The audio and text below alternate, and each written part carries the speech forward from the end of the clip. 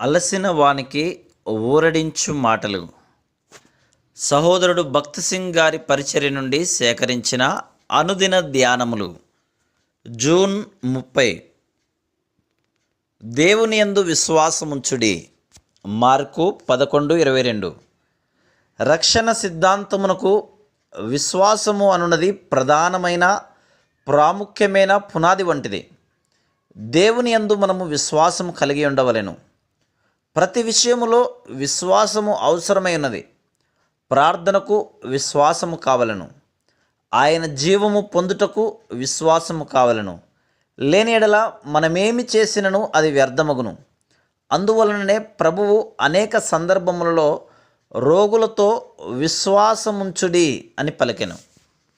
లూకా 7:50, 8:48, 17:19, 18:42, మత్తయి 9:2లో పక్షవాయువు గల వారిని మోసుకొని వచ్చిన వారి విశ్వాసమును చూచి ప్రభువు అతనిని స్వస్థపరచెను.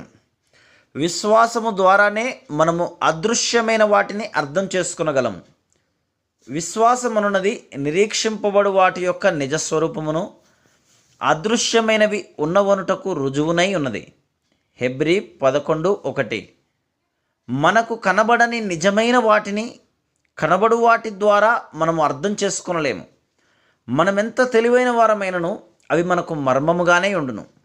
కానీ విశ్వాసము ద్వారా పరలోక మర్మములను కనబడని వాటిని అర్థం చేసుకొనగలము. విశ్వాసము ద్వారా మన ప్రార్థనలకు జవాబు పొంది ఆయన శక్తిని అనుభవించి మనం ప్రభువుకు విధేయులమై ఆయనను వెంబడించుచున్నాము.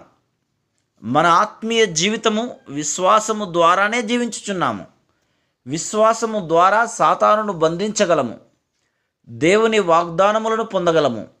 నిత్య జీవమును పొందగలము. అందువలననే పశ్చాత్తాపము విశ్వాసము కలిసి ఉండును. విశ్వాసము లేనివారు ఆత్మీయముగా ఎదగలేరు. అనేక మంది బోధకులకు విశ్వాసం లేదు. వారు పెద్ద కూడికలు దండయాత్రలు కలిగి ఉండినను డబ్బు అవసరమైనప్పుడు అడుక్కొనుటకు ప్రారంభించుదురు. అక్కడే వారు తప్పు చేయుచున్నారు. డబ్బు సంపాదించుటకు వారికి అనేక ప్రణాళికలు పద్ధతులు ఉండును. సువార్త దండయాత్రలు కలిగి ఉండవలనని కోరిన ఎడ్ల వారు ఉత్తరములు రాయ మొదలుపెట్టదురు. అనేక నెలల నుండి డబ్బు కొరకు సూచనలు ఇచ్చువారుగా నుందురు.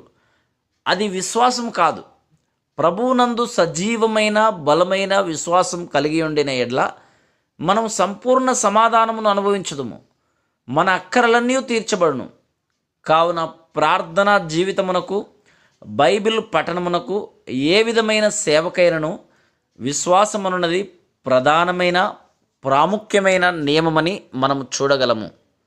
Praise the lord.